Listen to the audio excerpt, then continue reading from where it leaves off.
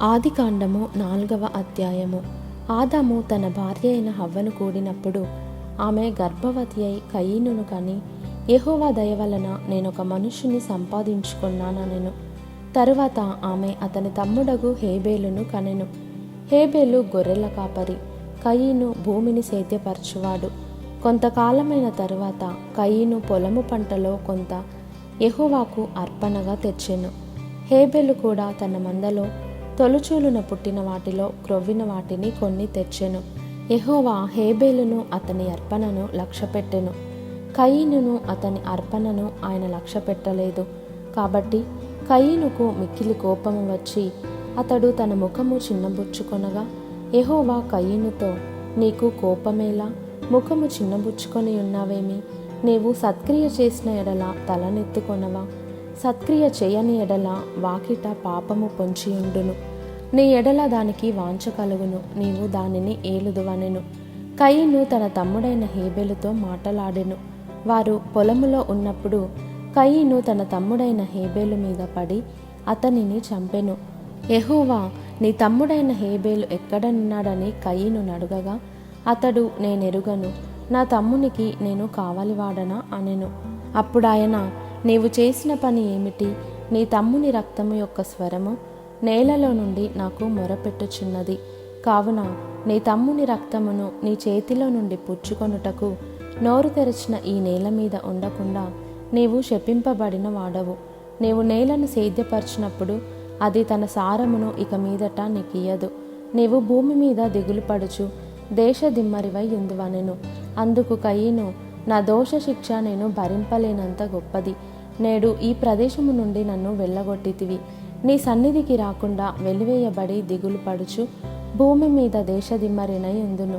కావున నన్ను కనుగొనువాడెవడో వాడు నన్ను చంపునని యెహోవాతో అనెను. అందుకు యెహోవా అతనితో, కాబట్టి ఎవడైనను కయీనును చంపిన ఎడల వానికి ప్రతిదండన 7 అంతలు కలుగుననెను.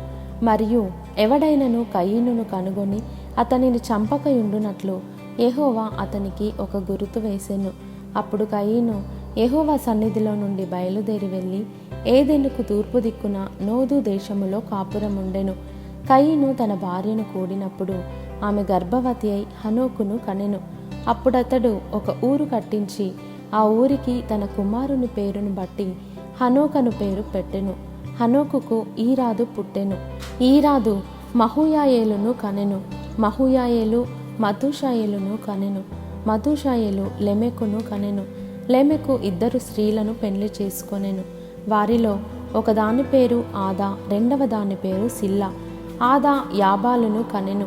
అతడు పశువులు గలవాడై గుడారములలో నివసించు వారికి మూల పురుషుడు. అతని సహోదరుని పేరు యూబాలు. ఇతడు సితారాను సానికను వాడుక చేయు వారికందరికిని మూల పురుషుడు. మరియు సిల్లా తూబల్ కయీనును కనెను.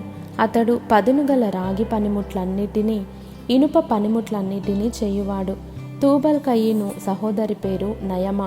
లెమెకు తన భార్యలతో, ఓ ఆదా, ఓ సిల్లా, నా పలుకు వినుడి. లెమెకు భార్యలారా, నా మాట ఆలకించుడి. నన్ను గాయపరిచినందుకై ఒక మనుష్యుని చంపితిని. నన్ను దెబ్బ కొట్టినందుకై ఒక పడుచువాణ్ణి చంపితిని. 7 అంతలు ప్రతిదండన కయీను కోసము వచ్చిన ఎడల లెమెకు కోసము 77 అంతలు వచ్చుననెను. ఆదాము మరలా తన భార్యను కూడినప్పుడు ఆమె కుమారుని కని, కయీను చంపిన హేబేలునకు ప్రతిగా దేవుడు నాకు మరి ఒక సంతానమును నియమించెననుకొని అతనికి షేతు అను పేరు పెట్టెను. మరియు షేతునకు కూడా కుమారుడు పుట్టెను. అతనికి ఎనోషను పేరు పెట్టెను. అప్పుడు యెహోవా నామమున ప్రార్థన చేయుట ఆరంభమైనది.